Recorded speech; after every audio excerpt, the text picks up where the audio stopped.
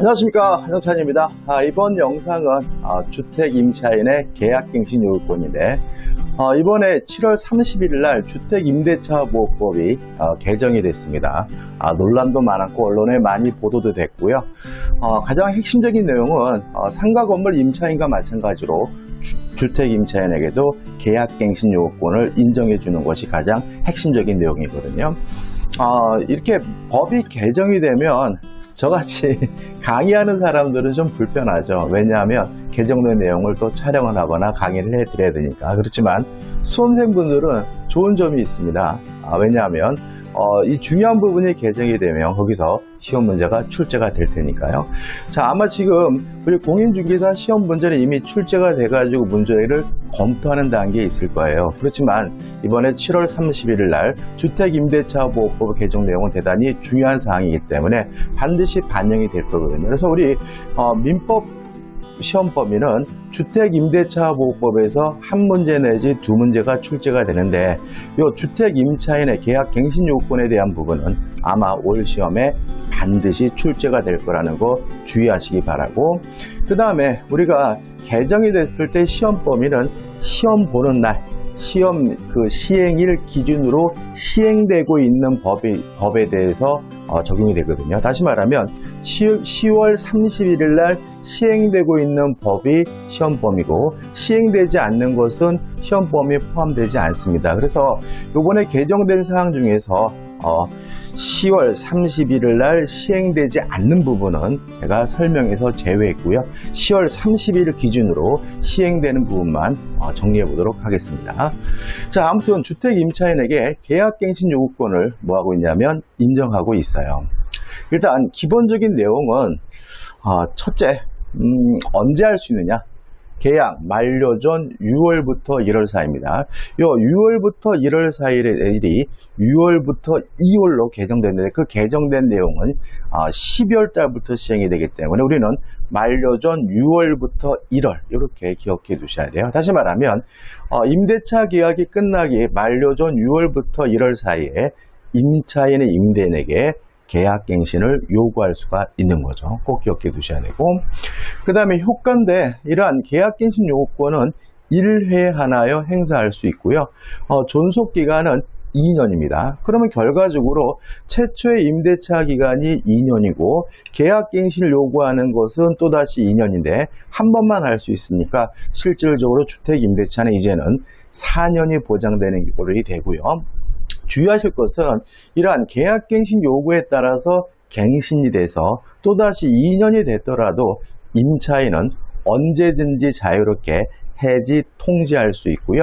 3월이 경과하게 되면 임대차가 종료가 된다는 거 꼭 기억해 두셔야 되겠죠. 다시 말하면 2년 계약을 해서 지금 만료 전 6월부터 1월 사이에 한 번 더 하겠다. 갱신을 요구하게 되면 그 임대차 계약이 갱신이 되고 그 기간은 또다시 몇 년이죠? 2년인데 임차인은 그 2년이라는 기간을 꼭 준수해야 되는 것은 아니고 언제든지 자유롭게 해지 통지할 수가 있고요. 임차인이 해지 통지하게 되면 3월이 경과하게 되면 임대차가 종료가 된다는 거 꼭 기억해 두셔야 되겠죠.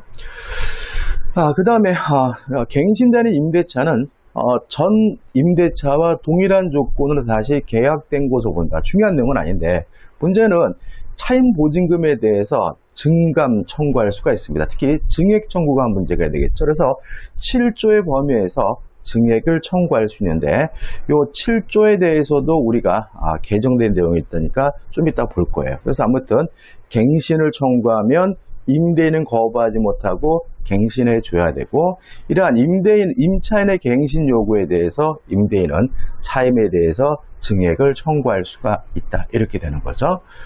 자, 그 다음에 이제 기본적인 가장 중요한 내용입니다. 자, 다시 말씀드리지만 이러한 임차인의 계약갱신 요구에 대해서 임대인이 거부할 수가 없어요. 이게 원칙인 거죠. 다만 예외적으로 임대인이 거부가 가능한 경우가 있어요. 첫째, 2기의 차임액을 연체한 적이 있었던 경우, 2기입니다. 3기가 아니라. 두 번째, 거짓 부정한 방법으로 임차한 경우. 세 번째, 합의하여 임대인이 임차인에게 상당한 보상을 제공한 경우. 그 다음에 네 번째, 임차인이 임대인의 동의 없이 전대한 경우. 다섯 번째, 고의나 중대한 과실로 임차인이 임차 목적물을 파손한 경우. 여섯 번째, 전부 또는 일부가 멸실이 되어 임대차의 목적을 달성할 수가 없는 경우. 그 다음에 일곱 번째, 다음 어느 하나에 해당하는 사유로 주택의 전부 또는 대부분을 철거하거나 재건축하기 위하여 점유를 회복할 필요가 있는 경우인데, 첫째, 계약 체결 당시 철거 또는 재건축 계획을 임차인에게 고지하고 그 계획에 따르는 경우는 계약 거부를 임대인이 뭐 할 수 있죠? 거부할 수가 있고요. 또 건물이 노후 훼손 또는 일부 멸실되는 등 안전사고의 우려가 있는 경우에도 임대인은 임차인의 계약갱신 요구를 거부할 수가 있고요. 그 다음에 세 번째, 다른 법령 또는 철거 또는 재건축이 이루어지는 경우죠. 자, 여기까지 쭉 보시면서 무엇이 떠오르시나요? 상가건물 임대차 보호법의 내용과 대단히 유사하다는 걸 알 수 있죠. 자, 그럼 여기서 주의할 점을 먼저 생각해 보자고요. 자, 첫 번째 주의할 점은 3기가 아니라 2기다. 상가건물 임대차는 3기거든요. 근데 주택임대차는 2기 차임을 지급한 적이 없는 경우에 임대인이 계약갱신 요구를 거부할 수 있다는 거 주의하셔야 되고요. 그 다음에 세 번째는 상당한 보상의 제공인데, 이 상당한 보상을 제공했다는 이유로 임대인이 임차인의 계약갱신 요구를 거부하려면 쌍방간에 뭐가 필요하죠? 합의가 필요하다는 거고요. 그 다음에 세 번째, 파손이죠. 어떻게죠? 고의 또는 중대한 과실이죠. 다시 말하면 경과실로 파손한 경우에는 임대인은 임차인의 계약갱신 요구를 거부할 수가 없습니다. 중대한 과실로 파손한 경우에 임대인이 임차인의 계약갱신 요구를 거절할 수 있다는 거 주의하시기 바라고요. 그 다음에 일곱 번째인데, 자, 지금 철거인데 어디를 철거하는 거냐면 전부 또는 대부분입니다. 따라서 일부를 철거하거나 그럼 뭐가 돼요? X가 된다는 것도 조심하셔야 되고, 그 다음에 마지막으로 요 재건축 계획 등을 언제 고지해야 되냐면 계약 체결 당시라는 거죠. 따라서 계약 체결 당시에 재건축 계획 등을 고지하고 그 계획에 따라야 임대인이 거부할 수가 있는 거고요. 계약 체결을 한 후에 재건축 계획 등을 고지한 경우에는 임대인이 거부할 수 없다는 거 좀 주의하시면 되겠죠. 좀 많은데 지금 제가 주의해야 된다는 부분만 정확하게 기억하시면 되겠죠. 상가건물 임대차하고 대단히 유사합니다. 자, 근데 상가건물 임대차 보호법과 다른 게 있어요. 여기서 제가 봤을 때는 시험 문제에 답이 나올 것 같아요. 여덟 번째인데, 임대인이 목적주택에 실제 거주하려는 경우죠. 가령 뭐가 되어 있냐면 직계 존속, 직계 비속을 포함해요. 그러면 이런 얘기입니다. 자, 임차인이 임대인에게 계약갱신 요구를 했어요. 이때 임대인 내가 직접 살아야 되기 때문에 못하겠다 이렇게 거부할 수가 있는 거고요. 아니면 직계존속, 우리 부모님이 살아야 되기 때문에 거부하는 것은 뭐죠? 가능한 거고, 직계비속, 우리 아들, 딸이나 손자가 살아야 되기 때문에 나는 계약갱신을 못하겠다라고 뭐 할 수 있는 거죠? 거부할 수 있는 거죠. 그래서 이 부분은 상가건물 임대차와 차이점이 되는데, 주택 임대차의 경우에는 임차인의 계약갱신 요구에 대해서 임대인이나 또는 부모, 자식 등이 직접 거주하려고 하는 경우에는 갱신 못하겠다라고 뭐 할 수 있어요? 거부할 수가 있어요. 근데 여기서 좀 문제가 생깁니다. 자, 한번 생각을 해보세요. 만약에 제가 세입자가 마음에 안 들어요. 얘를 내보내고 더 큰 금액으로 다른 사람에게 임대하면 되는데 이 친구가 계약갱신을 요구하고 있단 말이죠. 그래서 어떤 꼼수가 나타날 수 있냐면, 내가 살겠다라고 거부해서 이 친구를 내보낸 후에 제가 들어가서 한 몇 달 살다가 새롭게 다시 뭐 하면요?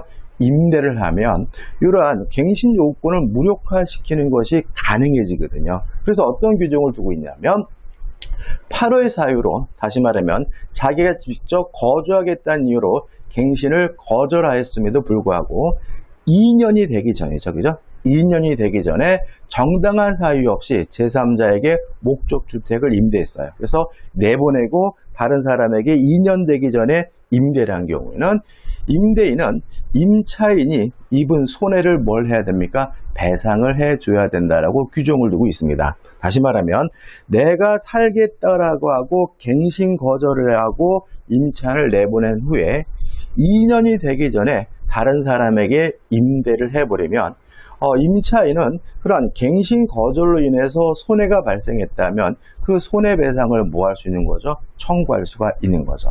자, 그러면 이 손해배상은 어떻게 결정되느냐? 자, 일단 합의로 결정이 되는데 합의가 이루어지지 않는다면 세 가지 사유 중에 가장 큰 금액이 손해배상 금액이 됩니다. 첫째, 환산월차임의 3개월분입니다.